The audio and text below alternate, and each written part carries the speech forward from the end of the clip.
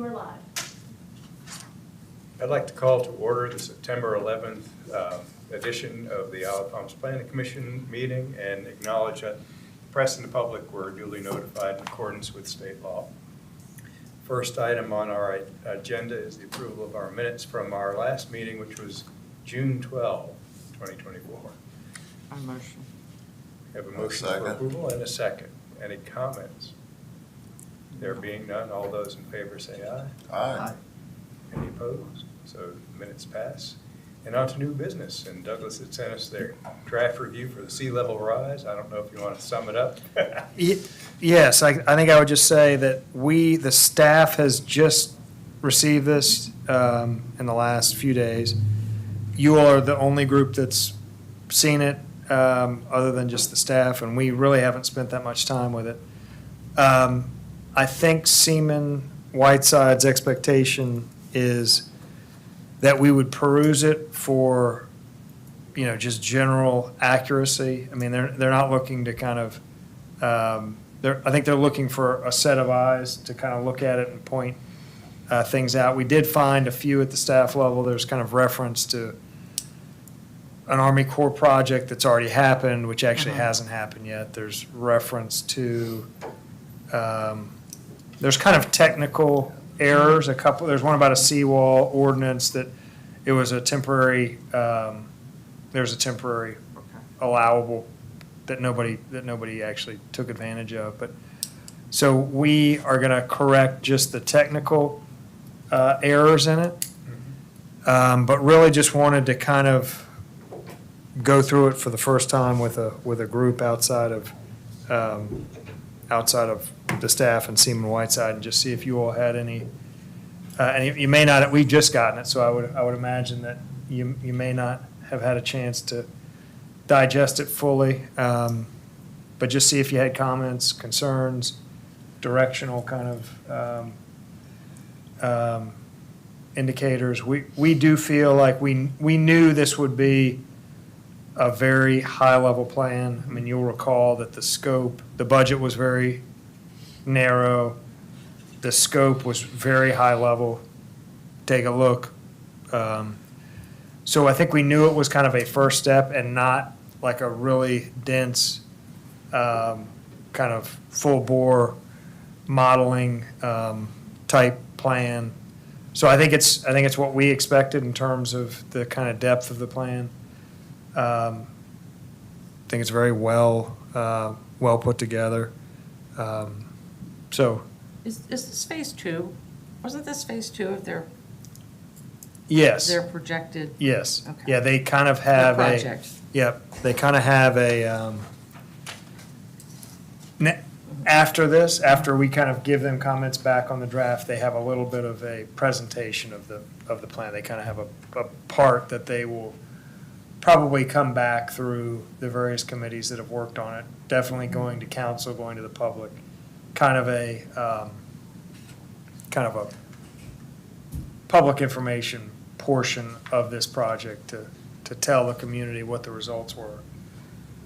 I will say I do feel for the limited kind of amount we paid for it, and it's not just chock full of future projects, designs, things of that nature, but I do think it has been a really excellent tool about just kind of introduction to the community of the issue. Hey, we're starting to think about it. We're asking community members, tell us your concerns about it. So from that regard, I think it's an excellent first step to have kind of started the conversation about it. I think there could be a million different ways that we go in terms of what strategies we adopt to deal with it. But I do think it's a really good first step in my opinion. I did a cursory run through and highlighted a couple of things that just sort of struck me. But given what you were saying, we don't need to get into that. Well, go through them, Sandy. I think that'd be helpful. Well, just some of the What was this, page 18, I looked at that for the number of dwellings or parcels impacted in 2023. Did we have 1,041 parcels that filed some sort of a flood No. claim? Or what is that number? And then the value that they put on it, I wasn't sure. And then it's parcels impacted by, on septic. I see the roadway looks fairly obvious. We had 3.37 miles of roadway that were flooded in 2023. That sort of makes sense for the different pieces here and there. And then the impact as the water rises is 4 miles, and 6, 7, 13 miles, and that, I understand that. That's just, I didn't understand what was parcels impacted. And so this is driven, and if you look in the back of the plan, there's Appendix A that has these different levels of impact. And in the preceding page, page 17, there is what they are calling the 99.5% threshold. And that threshold out in that right column is Table 2. right at 6 feet. So 5.97 feet using the 88 datum. So that is, and David actually had the same question about, is that I interpret that to be a 200-year storm. I think a 99% storm is a 100-year storm. I think 99.5% is the 200-year storm. So as I understand their analysis, in today's world, if we had the 200-year storm, which would be a storm that equals a 5.97-foot inundation tide, which coincidentally is very close to What we had, the nor'easter, the December 17th. 17th nor'easter was right in that window. Right. By their modeling, and if you look at Appendix A, and there's a little clip of it on page 18, those high tide levels hit in all of those houses. I don't know Oh, okay. in reality so a really bad storm in that year hits that number of houses. Okay. And then you can kind of see, and this was, to me, kind of an interesting takeaway, when you spin that forward to 2030, Yep. to 2040, 2050, not to downplay at all sea level rise, but the number of parcels that go up, it's actually not exponential in my mind. It goes from 141, it goes up 150 parcels, so it goes up by 10%. More parcels, now that's in only 7 years. And then it goes up kind of another 200. But it's almost as though at that level of inundation, we're in pretty bad shape in the year 2023. It Right. gets marginally worse as you spin it forward. I wasn't thinking in terms of that December event. Yes, so that is kind of 2023, 200-year storm, Yeah. and they have very, the engineers, I've always heard that, we are getting 1,000-year storms every 2 years now. So the terminology seems to be, it doesn't seem to follow, but I had a lot of head scratching. Let me read David's comments, because he actually was dealing with that same. So he says, on page 14, would like to see a statement reflecting, so he actually has a different interpretation. Reflecting that the 99.5 percentile represents flooding that will occur 2 times a year, assuming I interpret that correctly. That's this chart.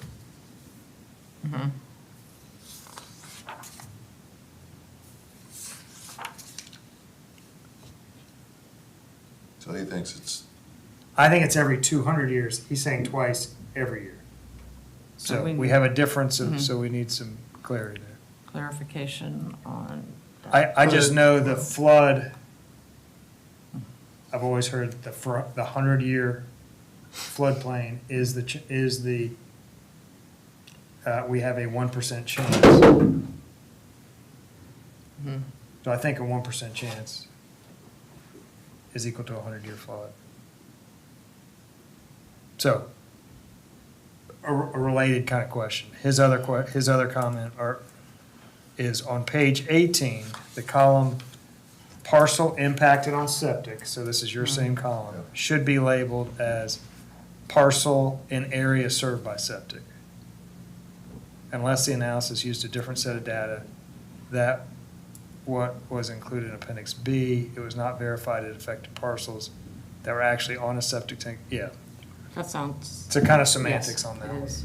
But it does clear it up. Yeah, but a good catch.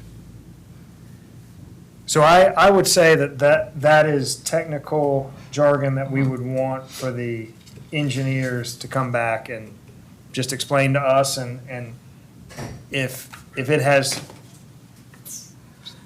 3-4 people on the planning commission scratching our head, we could imagine the general public that doesn't deal with this. So, description of exactly what those percentiles represent.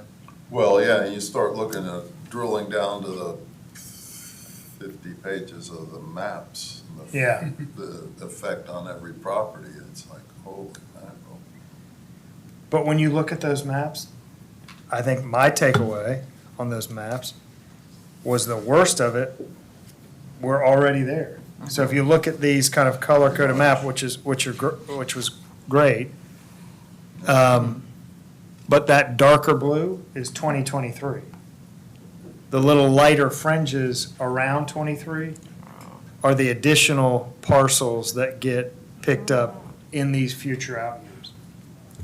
So the bulk of it, we're kind of feeling in today's, major event like the nor'easter, we're feeling that. So if the nor'easter happened in 2050, it would have gotten these additional light blue parcels. Right. Adding for whatever the Yes, formula for increase. correct. Tide is.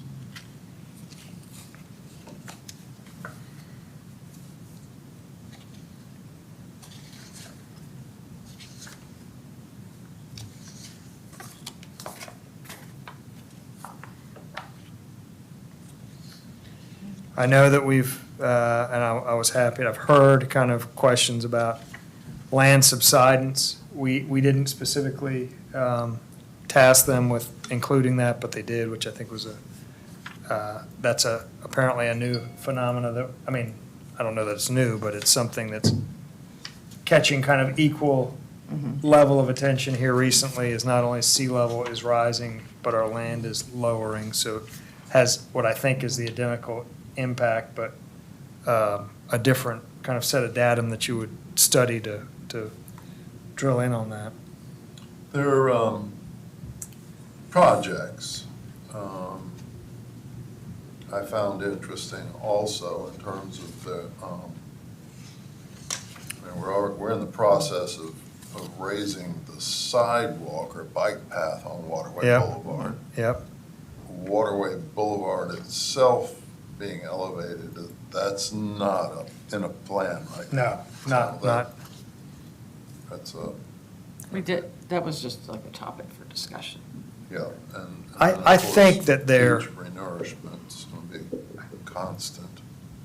another part of this, I will say I found interesting, and I don't know how they would have modeled this, but on your points of projects, I think raising Waterway Boulevard, and I would ask them this, as you point out, we are planning on raising the multi-use path adjacent to it. I think that has the same exact effect, and I think that's what they're referencing here. So I think that's a technical, like, just telling us, continue doing what you already have in the books for the Waterway Boulevard path. So I think that's the same project. If I'm not mistaken, I read somewhere in here where they're talking about building berms on the interior of Yeah. the community. Mhm. Can't find it right now. That's also Lewis page seawalls. 24. They actually give reference to a berm on Pauley's, Yes, and I, sure there. I don't know if that is, I have not heard of that being a thing. Anybody aware of Paulie's doing? No. I hadn't heard that. I know that they do constant renourishment. I mean, they're kind of similar to us, but I had not heard if they are doing a similar project to what we're doing on the path.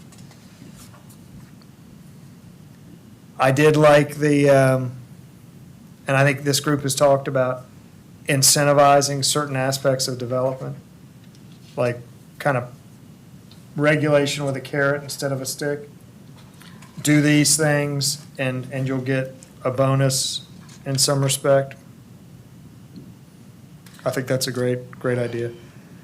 I do, and I get the question periodically in our offices, and it's tough but you know, the question from the resident who is on the marsh side and their property is at 7 feet and they had water in the nor'easter, and we know that the nor'easter came to, whatever it came to, 6.5 feet. Like what could rain gardens or barrels, could anything have helped that? And other than elevating the land, I don't think that there is anything that any rain garden or bioswale or cistern could have done to stop the inundation. But on the day-to-day, you know, type events, I think those things could be very useful. The incentives are going to be hard to quantify. That's Yeah, when it comes down to following that money trail. yeah, Well, having just gone through Debbie with the volumes of water, I think that there is a case that could be made for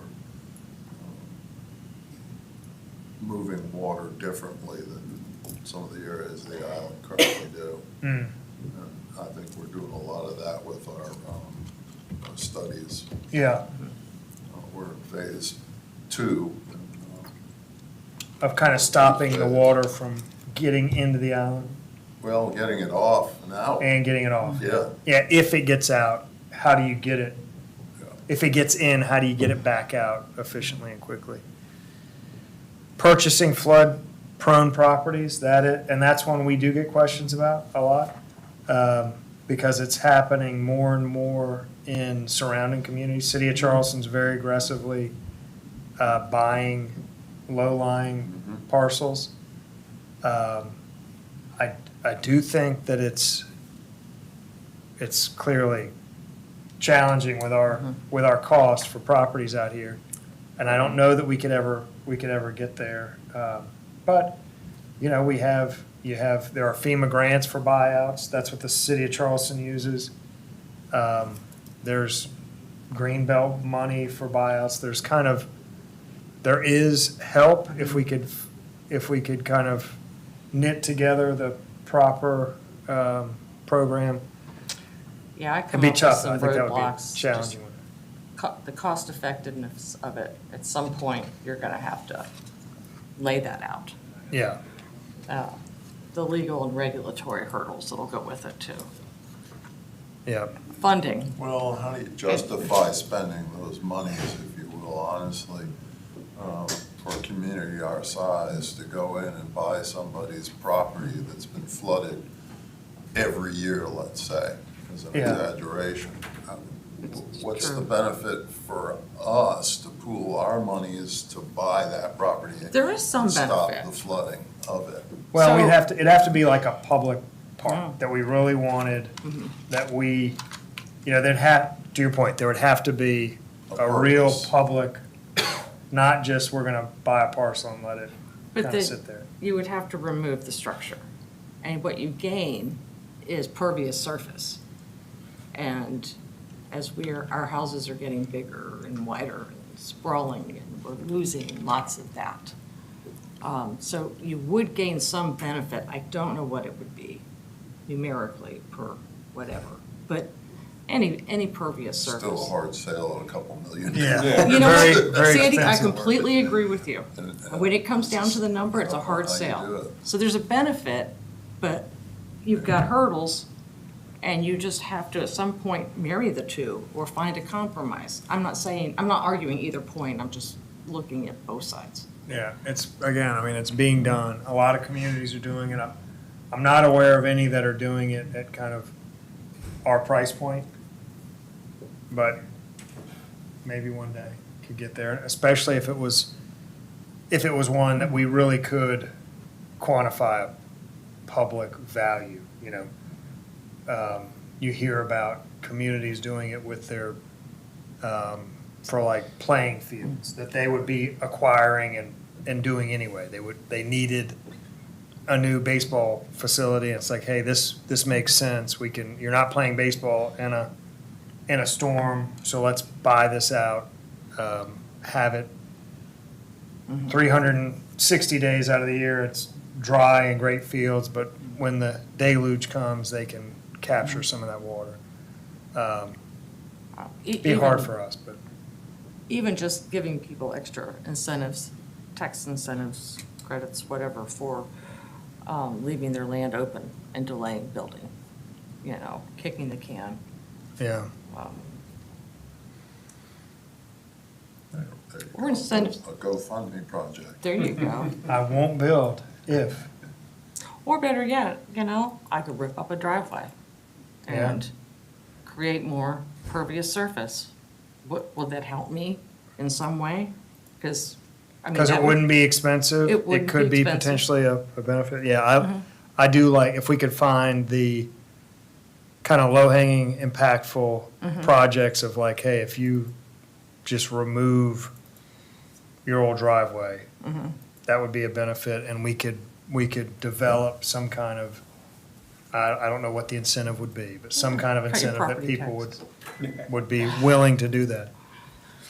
Well, if you gift to a community, I think there is a tax incentive. I'm not a CPA, I don't have a clue. I'm not either. But I know that there are ways to do things like that. And if the city were to, as part of perhaps one of the solutions, put out there that they would be interested in donations of vacant lots or older, any property that someone has had flood issues with or simply wants to donate to the city to be used as public land. Yeah, I know we had and it's been a while, but Here's why it might work. the East Cooper Open Land Trust, Mhm. they were very much in the business of seeking just easements. Mhm. You know, agree to voluntarily restrict this area of your lot. And they kind of had the formula of that. At the end of the day, it yielded a lower value to their property, but the owners were people who were okay with that. They were Right. never gonna see the benefit themselves, and they kind of Or wanted looking to. to offset with the loss. So it was an incentive for them to deed restrict a portion of the property that forever kind of kept it open, so. I also am clearly not an expert in that, but I know it's another tool that a lot of communities use, and we had, I don't know if they're still around, they were very active, probably 10 years ago, and they probably realized that there wasn't an abundance of owners or properties out here that were ripe for that at the time, but definitely is Well, a, there's it's definitely a you can thing. always do I say that, I'm not sure all the details, I've never done it, but you can always put conservation easements on property Yeah, and get credits, right? credits. You get your value is something. lower. Yeah, that's out there. And again, it's an avenue that, perhaps needs to be A tool in the list of added to the toolbox. ways to mitigate development, further development, create more pervious. The other part, I had not seen it prior to receiving this plan, and I will say I was kind of encouraged by it and just enjoyed seeing it. The survey, 233 responses. I hadn't, I just hadn't heard about these results, so I'm just kind of seeing it for the first time, but that 80% of the respondents were very concerned, kind of at the highest level of, and then, as you would expect, the number one concern was the storm and tidal flooding, which, I would have That's hoped kind more of- people would have responded. yeah, I think we generally do get very good responses to our surveys. I think percentage-wise, it's kind of what they would, I think that's what you hope for of It's like- 4,000 residents, is that a few hundred would respond. About 0.5%? 35%. You would What's that? think that at least a quarter of them would respond. I think that we have had surveys where like a quarter responded, and the survey takers were just blown away. Like, we've never seen this level of response. So I think this is kind of more, I think A typical- 5% is kind of. maybe a 5 rule is- of thumb, sort Yeah. of, on a general.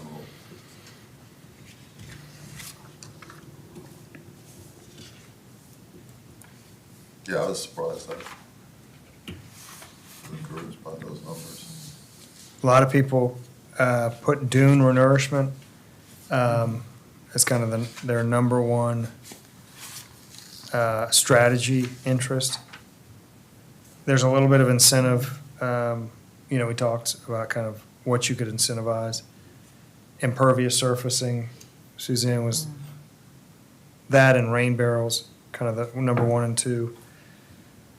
I was also surprised if you looked at the inundation maps, and I don't know how you would model this, but they didn't show really any inundation, as far as I could tell, on the ocean side. Right. They had to have been making assumptions there. They had to kind of just take erosion out, I guess. They had to. Yes, I think. And I you're guess right, that makes because- sense. So I guess we need to kind of be aware and probably star in the plan that this is blind to erosion, which clearly is gonna happen. I mean, some of our biggest concerns, if I can go back to several meetings ago, well, actually, one in particular we were discussing, is the back part of the island. Because, with the buildup of water during a rainfall event, it has nowhere to go versus being on the ocean side. And it's Very definitely what these maps, I mean, and just kind of thumbing through the maps, that really, there's it's page 13 of Appendix A, and you see that there's 0 inundation on the ocean front, and then it's kind of 1, 2, 3, it's like 10 lots in on the backside. Now, you add erosion back into that, and that Yeah. would change the whole thing. Right, that's right. You get skinny this way too. So But yeah, to this is their pretty- point, the dune development is working. Yeah. Yeah, they must have assumed that we'd be robust in that regard. But yeah, it really does, I mean, it clearly is a very intense issue on the backside of the island. They're just such different issues, such different ecosystems. Yeah. Another, I guess, kind of encouraging part of this plan, and to go back I think these inundation levels, I think they're all less than 7. I think even in the year 2050 was Yeah. still just under 7, wasn't it? And our waterway elevation path 7. is 7, so not that I want to like pat ourselves on the back, but I do think that tells us that if we put a barrier up at 7, it's a very meaningful project for the out years. I mean, I think that, Just buying time. not that we're completely good on the backside, but I do think it's affirming that we're looking at the right issue, we're on the right track on the backside. You see that with the out year, I can't remember what there was kind of a Well, Page. 20, 40, 5, yeah, what page is this? That's a- 0.9, 17. Yeah, that's, I'm gonna get on this. Yeah, so that's yes, so sea level rise target for 2040 is 6.6. So that's kind of that inundation map, it's mapping up to 6.6. We think, on the verge of protecting from waterway inland up to 7. So of course, Oh, there it is, I see it, like printer Yep. colors, light. yeah, Yeah.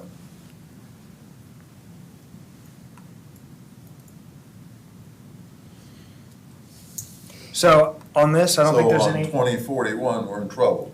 When it gets over this, when it crests over our, we need to figure out a plan B. Get a bigger boat. Yeah, I'll be retired. Well, It'll be Matt's problem, 2040, yeah. Let him Matt scratch will his move on head. to other pastures for that. So I don't think there's any action needed. I would say if you have any thoughts or comments in the next, I probably need to give them back kind of a list of comments, thoughts, points in the next 2 weeks. So if you read through it, you have things that you see that could be addressed, should be addressed. Let me know and I'll pass that along.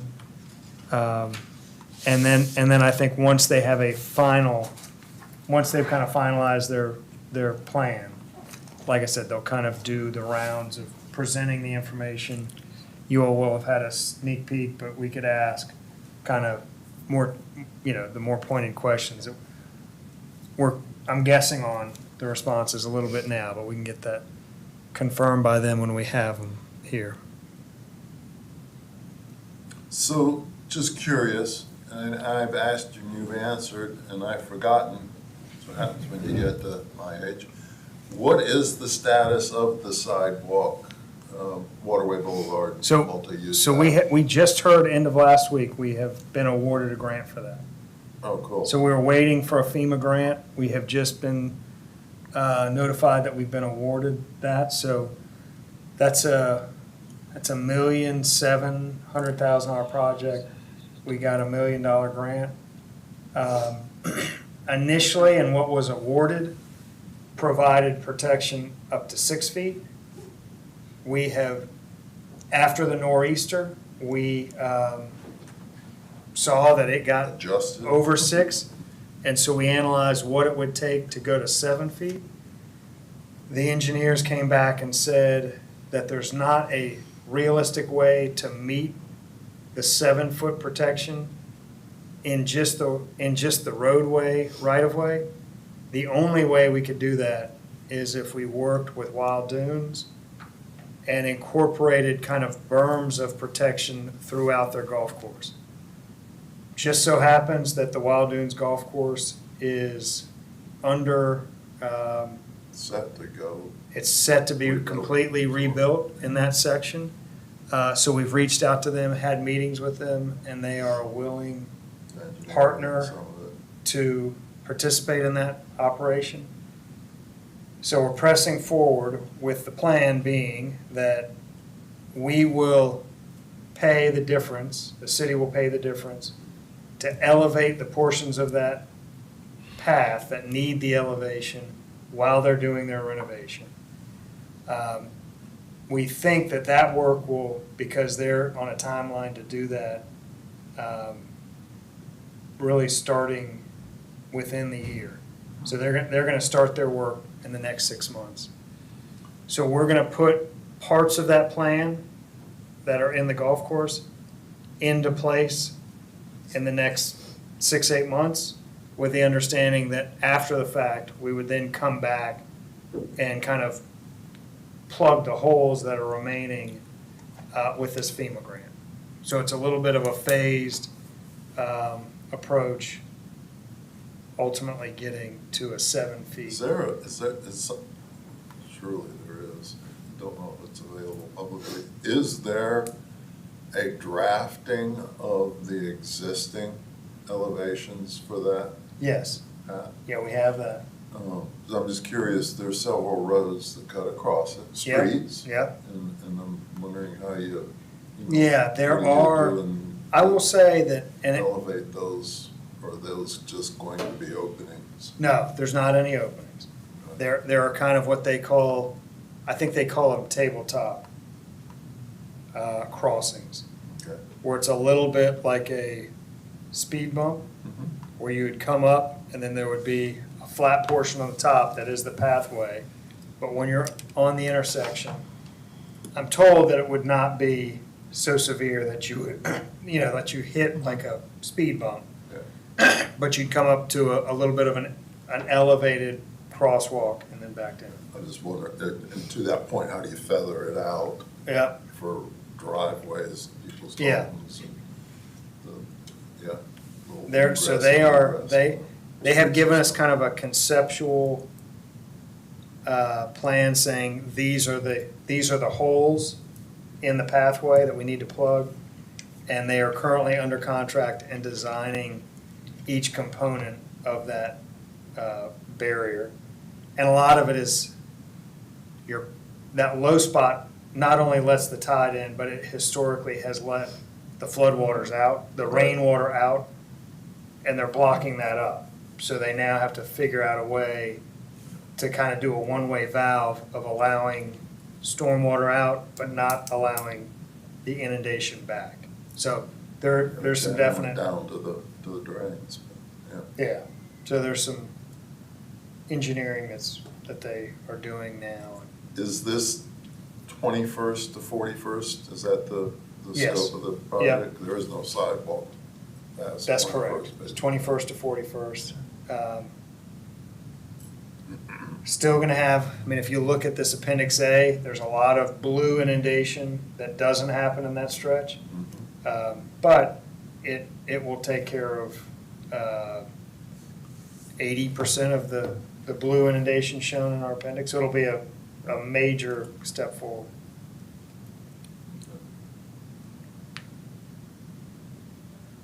Any other thoughts, comments? Feel free to email me if you think of some, but I think I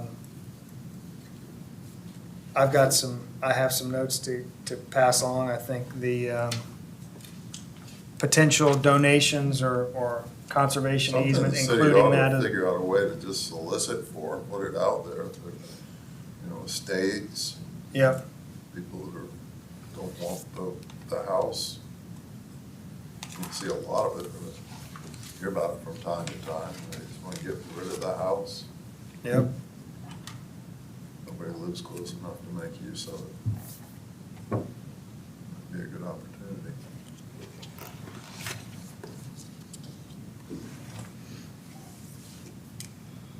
All right, I don't have anything else, Ron. Motion to adjourn, appropriate? If we have no new business, or any other upcoming business, no. Only so we are. I'm talked out. We're steady, waiting for a place on city council's calendar for Workshop. for the workshop. comp plan workshop. Yep. They have got a lot of balls in the air, so, but they know that we're on standby, so we'll keep you posted on that. Very good. So Gosh, to go back and read that one. we do have a call for adjournment, do we not? Well, I'll second it too. I thought it was, oh, I don't know that you can do that, Sandy. Sandy. No can do. No can do. All in favor? Well, I can, but it may not count. All right. Suzanne, Second that. Oh, wait, you're just She gonna put did. the second on me? yes, she Okay, did. All right. Every month. every When month. we show That's up. okay, that's fine. We're I'm on good with for it. 4:47. I love you guys.